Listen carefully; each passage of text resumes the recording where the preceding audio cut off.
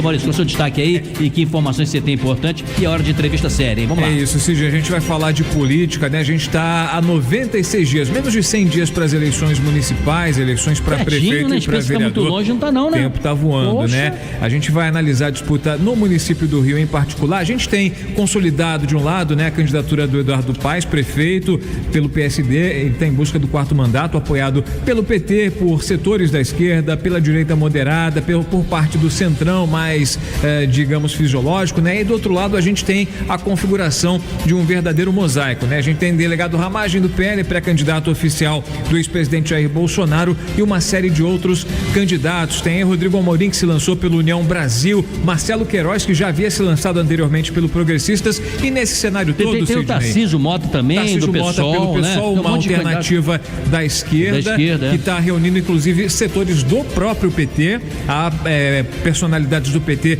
se manifestando favoráveis, como Lindbergh Farias, que é um nome importante de peso no PT nacional. Como não teve convenção ainda, né, Maurício? Então é hora das articulações, por isso que tem esse mosaico que você bem lembrou, né? Exatamente, tudo pode acontecer até a definição das convenções. E ainda tem a desistência do Otônio de Paula, que se lançou como pré-candidato do MDB e desistiu em favor de Eduardo Paes, o atual prefeito. Embora ele era crítico do Eduardo Paes, até o momento que deixou de ser candidato, mas ele também não foi aceito lá pela direita e ficou meio assim, para onde eu vou, e o Eduardo Paes, vamos conversar, vamos lá, fazer intercessão. E ele representa, né, Cid, uma fatia importante e muito disputada nesse momento, que é a fatia do eleitorado evangélico. O eleitorado evangélico, que é um eleitorado significativo e sem trocadilho, né, representa aí um fiel na balança aí das eleições municipais. Como é que fica a corrida eleitoral no município do Rio com essa configuração, com os atuais pré-candidatos? A gente conversa agora com a cientista política Mayra Goulart. Ela é coordenadora do Laboratório de Partidos, Eleições e Política Comparada, o LAPCOM, da UFRJ, Universidade Federal do Rio de Janeiro, e da Universidade Federal Rural do Rio de Janeiro. Mayra, obrigado por aceitar nosso convite aqui no Jornal da Tupi. Seja muito bem-vinda. Boa noite.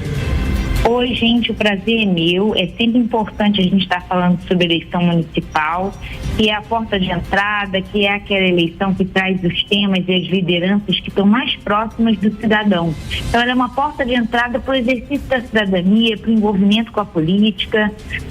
Fico muito feliz de estar falando sobre esse tema. E o LAPCOM, a gente está com uma iniciativa esse ano de produzir um guia de eleições municipais, em que a gente está analisando os cenários dos municípios do estado do Rio de Janeiro. Ano passado a gente lançou um primeiro volume sobre os prefeitos e esse ano a gente lançou um segundo volume sobre os vereadores. Realmente o guia é muito importante, Mayra. A gente está acompanhando aqui, inclusive na rede social, né, do LAPCOM, está disponível esse conteúdo. Queria saber de você se realmente essa fatia do eleitorado público evangélico, eleitorado evangélico, é o que os candidatos, os pré-candidatos devem perseguir, essa configuração, essa divisão, esse mosaico, especialmente que se configurou na direita, ele pode ser aí diferencial, o público evangélico, ele pode ser o diferencial nessa disputa?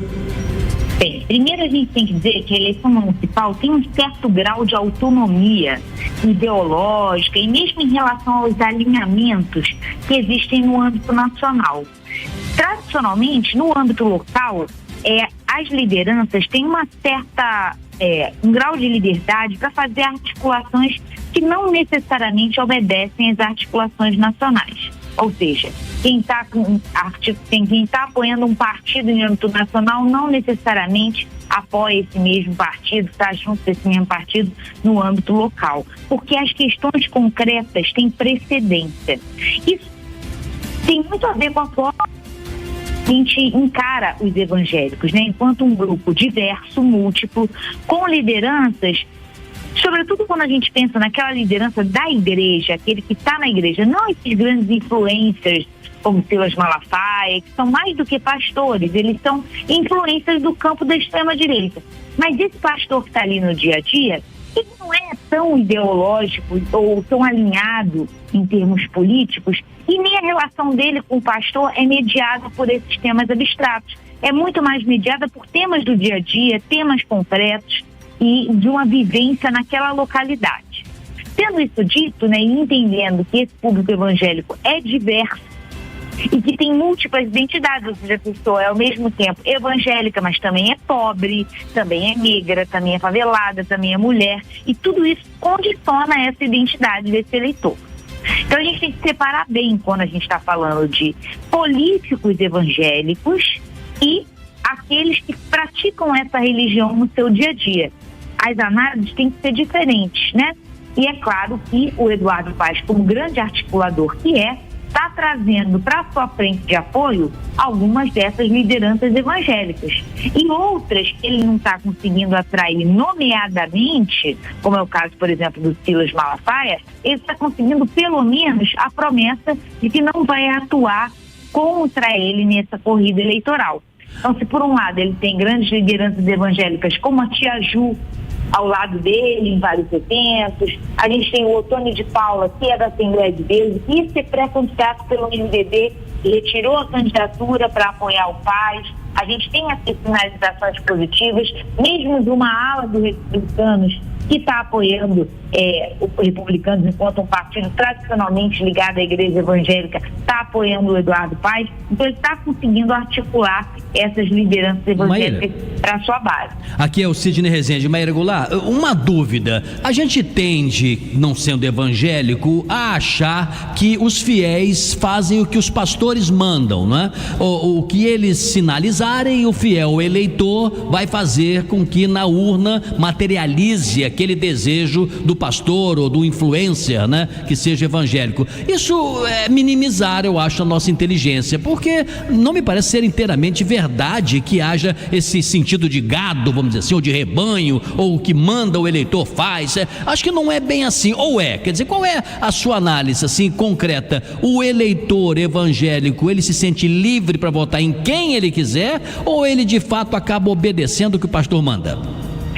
Esse foi o sentido da minha fala inicial. Em absoluto, nós no Lapicom consideramos o público evangélico um público massa de manobra, teleguiado pelas suas lideranças. É uma relação como é uma relação de qualquer fiel com o seu líder. É uma relação como uma relação de qualquer indivíduo que faz parte de um coletivo que tem uma liderança. E essas lideranças evangélicas, como eu falei inicialmente, elas não falam só de temas religiosos, elas são lideranças sociais, principalmente em bairros periféricos, em que a gente não tem esse papel exercício. A gente não tem, por exemplo, um clube de leitura.